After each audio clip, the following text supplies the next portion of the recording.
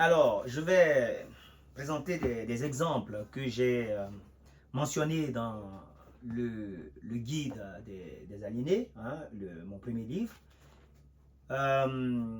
pour montrer comment on peut, par une erreur de raisonnement, passer à côté d'un phénomène relativement connu et comment on peut aussi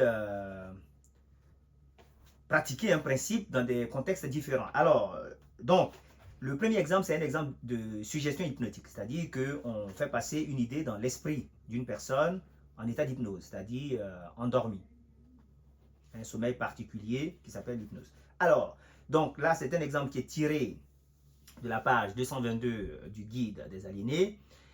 C'est l'exemple cité par le docteur Coste dans son livre L'inconscient, études sur l'hypnotisme de 1889 à la page 100 de ce livre. Donc, nous sommes au fin du 19e siècle. Je cite l'auteur. Je donne encore les suggestions suivantes à mademoiselle B qui est dans le commerce. Vous aurez une entrée de 1000 francs d'ici 15 jours sans les demander. Les 1000 francs sont rentrés dans les conditions exigées et contrairement à l'attente de mademoiselle B qui me traite de sorcier. Fin de citation. Ça, c'est le docteur qui explique. Donc, il a mis une dame en état d'hypnose. Il lui a dit qu'elle recevrait 1000 francs sans les demander. C'est une dame qui est dans le commerce. Hein. Et elle a effectivement reçu les 1000 francs dans les conditions exigées, dans les conditions mentionnées. Et elle a traité le monsieur de sorcier. Hein. C'est ce que ferait l'individu lambda si cela lui arrivait. Hein. Ça ressemble à un acte de sorcellerie positive, on dirait. Voilà. Mais ce n'est pas de la sorcellerie, c'est un phénomène de psychologie bien connu. Enfin, bien connu. Connu par ceux qui pratiquent l'hypnose. Ils savent qu'une fois que vous plantez une idée dans l'esprit d'une personne, c'est comme une graine que vous mettez dans le sol. La graine se développe et produit la plante qui correspond à sa nature. On met les gens en hypnose parce que dans l'état d'hypnose, l'esprit conscient de l'individu ne résiste pas aux idées qu'on transmet à l'individu. C'est-à-dire que l'individu est en apparence endormi, mais entend ce qu'on lui dit. Et l'esprit rationnel a moins de force pour s'opposer à l'idée qu'on inculque. Donc c'est comme si on avait accès direct à l'être profond, au subconscient, où on peut planter la graine et la graine se développe selon le principe qu'on a appelé la loi de l'idiodynamisme. Voilà. Certains appellent ça aussi la loi de la croyance. Bon, le deuxième exemple, c'est un exemple, donc là c'est un exemple de fin du 19e siècle, 1889. Le deuxième exemple, c'est un exemple plutôt contemporain des années 2000-2020. C'est un ami qui m'a appelé parce qu'on discutait religion et donc il voulait me montrer que le Saint-Esprit c'est une réalité et que il y a une bonne raison pour laquelle lui il est devenu chrétien. Donc il m'a expliqué sa conversion. Donc sa conversion s'est passée de la façon suivante. Il a croisé un pasteur et le pasteur voulait lui démontrer la puissance du Saint-Esprit. Et donc le pasteur lui a demandé ce qu'il voulait. Il lui a demandé qu'est-ce que tu veux. Un peu comme le génie quoi, qui vous demande, qui sort de la... et qui vous demande, qui sort de l'instrument et qui vous demande qu'est-ce que vous voulez. Et donc, lui, il a demandé de l'argent. Il a demandé 2 millions de francs CFA. À l'époque, pour lui, 2 millions, c'était beaucoup. 2 millions, c'est à peu près 3000 euros. 2 fois 1500 euros. Donc, le pasteur a prié pour lui, pour qu'il reçoive les 2 millions. Et ce qui s'est passé, c'est que quelques temps plus tard, il a reçu un contrat d'une entreprise. Et donc, il a honoré le contrat, c'est-à-dire il a fait le boulot. Et il a reçu de l'argent, il a reçu les 2 millions. Alors, il ne m'a pas dit si c'était exactement 2 millions ou plus, mais il a reçu l'argent, il a reçu les 2 millions. Et donc là, pour lui, c'était une preuve, un miracle, une preuve manifeste, ostensible, palpable de la puissance du Saint-Esprit. Donc, il s'est converti. Bon, il a fait une erreur de raisonnement, hein, puisque c'est l'erreur qui consiste à faire après ceci, donc à cause de ceci. C'est-à-dire, un fait se produit après un autre. Cela ne signifie pas que le premier événement est la cause du second.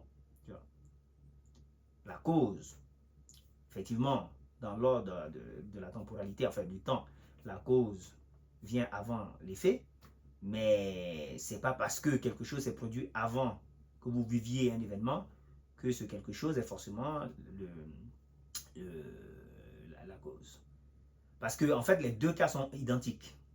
Ils ont des points de différence. La différence, c'est que dans un cas, la dame a été mise dans un état d'hypnose.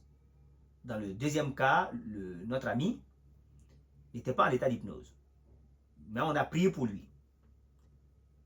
D'accord? Mais les deux cas sont identiques dans le sens où, dans les deux cas, on a implanté une idée dans leur esprit. Il y a une idée qui a été implantée dans leur esprit. Dans le premier cas, la dame était en état d'hypnose, donc l'idée a été directement écrite dans son subconscient. Dans le deuxième cas, notre ami était certainement était certainement partisan pour que l'idée se réalise. Il avait besoin d'argent. Donc je pense qu'il n'a pas été difficile, ayant une autorité en face qui était le pasteur, de croire et de vouloir que l'idée se réalise. Et l'idée s'est réalisée dans les deux cas. Donc ça, c'est le point commun. La différence résidant dans la méthode utilisée. D'un côté l'hypnose, de l'autre la prière. Et vous voyez que dans les deux cas, les sujets ne sont pas allés chercher les personnes pour que le fait se réalise. D'ailleurs, la dame n'y croyait pas vraiment, son esprit conscient ne croit pas vraiment. C'est pour ça qu'elle a traité le monsieur de sorcier. Mais les clients de la dame sont venus tout seuls pour qu'elle ait la rentrée de 1000 francs. Ce n'est pas l'hypnotiseur qui allait chercher les clients. Dans le deuxième cas, le pasteur n'est pas allé chercher la société, il ne connaît même pas la société en question. Notre ami n'est pas allé démarcher, il a été contacté. Et comme par hasard, il avait les compétences et il était disponible. Donc, ça aussi, c'est un point commun entre les deux. Dans les deux cas, il n'y a pas d'action volontaire des deux personnes. Les choses se passent comme par miracle, comme par magie. Les bonnes choses au bon moment, les bonnes personnes au bon moment et la bonne action au bon moment. Et ça, c'est une caractéristique de cette loi, de ce principe. C'est une caractéristique de ce principe. Vous voulez quelque chose, vous y croyez et vous croisez les bonnes personnes au bon moment. Vous vous retrouvez au bon endroit au bon moment. Voilà. Ça, c'est l'inconscient qui est en train de travailler. L'inconscient fait bouger les bonnes choses au bon moment, les bonnes personnes au bon moment. Et donc, c'est un peu ce qui est aussi dit dans la Bible. Le même principe est dans la Bible. Donc là, ce n'est pas de la sorcellerie, ce n'est pas le Saint-Esprit, c'est un principe naturel qui est cité dans la Bible quand on dit, quand vous priez, croyez que vous avez reçu et vous le verrez s'accomplir. Donc l'accomplissement est dans le futur, mais la réalisation est dans le présent, voire dans le passé. C'est-à-dire, quand vous mettez une graine dans le sol, si vous mettez une graine dans le sol, potentiellement c'est fait. C'est-à-dire que la graine dans le sol, c'est la plante future. Voilà. Donc c'est juste une question de temps pour que ça apparaisse et que ça se développe. Mais c'est fait. Le fait de mettre la graine dans le sol, dans le bon sol, c'est fait. Le reste n'est qu'une question de développement. Voilà. Lorsque le spermatozoïde rentre dans l'œuf, c'est bon, le processus il est fait. Le bébé il est conçu là. Après c'est une question de développement. Donc c'est fait. Donc vous devez considérer que c'est fait et vous le verrez se réaliser dans le bon temps. Ils n'ont pas forcé pour dire ah c'est pas encore réalisé, quand est-ce que ça s'est réalisé. Ça arrive au bon moment, dans son temps. Donc si c'est un enfant, ça arrivera à 9 mois. Voilà. Vous n'allez pas forcer pour que ça arrive en 1 mois. Donc il y a de la patience et de la persévérance. Donc voilà, donc deux cas en apparence différents. D'un côté, une suggestion hypnotique, de l'autre, une prière par un pasteur. Et dans les deux cas, le même principe. On écrit dans le subconscient de l'individu, on plante une graine dans l'esprit profond de l'individu et la graine se développe et crée des circonstances extérieures pour que l'objectif fixé se réalise. Moyennant la croyance du sujet. Avec cette subtilité, cette incroyable manifestation que les sujets ne forcent pas les choses se font d'elles-mêmes. Évidemment, les choses ne tombent pas du ciel. Notre ami a dû travailler pour honorer le contrat. La dame a reçu des clients qu'elle a dû servir pour avoir ses 1000 francs. Mais ils ne sont pas allés avec la volonté humaine pour forcer les choses. Voilà. Tout est possible à celui qui croit. Quand vous voulez quelque chose, croyez que vous l'avez reçu et vous le verrez s'accomplir. Le subconscient a des voies et des moyens que l'esprit conscient n'est pas capable de concevoir. Ces voies et moyens sont insondables. Hein, ça vous rappelle des passages de la Bible. Voilà.